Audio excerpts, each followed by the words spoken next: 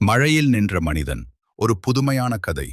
கட்டூர் அருகிலுள்ள ஒரு சிறிய கிராமத்தில் அருண் என்ற இளைஞன் வாழ்ந்தான். அவன் கனவு ஒரு நாள் பெரிய மனிதராக வேண்டும். ஆனால் வாழ்க்கை அவனை தினமும் சோதித்தது. அருணின் அப்பா ஒரு சிறிய தேநீர் கடை வைத்திருந்தார். கடை நல்ல போகும் நாளும் இருந்தது, போகாத நாளும் இருந்தது. பலர் கடன் வாங்கி குடித்து போய் பணம் கொடுக்காமல் போவார்கள். அந்த கடனை நினைத்து அப்பா இரவு தூங்க முடியாமல் தவிப்பார். ஒரு நாள் கடை முழுவதும் மழையால் நனைந்தது. மின்சாரம் இல்லை, வாடிக்கையாளர்கள் இல்லை. அப்பா மனமுடைந்து நின்றார். அப்போது அருண் மழையில் நின்று கொண்டு சொன்னான், அப்பா, மழை நின்றால்தான் சூரியன் தெரியும். இந்த மழை நம்மை சோதிக்கலாம், ஆனா நம்மை தோற்கடிக்க முடியாது.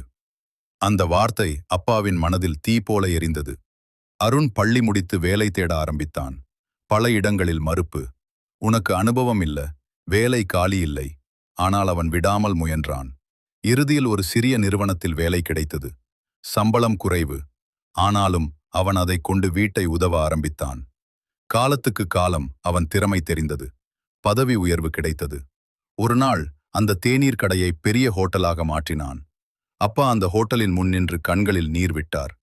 அருண் சிரித்து சொன்னான், மழையில் நின்ற மனிதன்தான் வெயிலில் நடக்க கற்றுக்கொள்வான். கதையின் கருத்து: கஷ்டம் வந்தால் ஓடாதே, நின்று போராடு. மழை தற்காலிகம், வெற்றி நிரந்தரம்.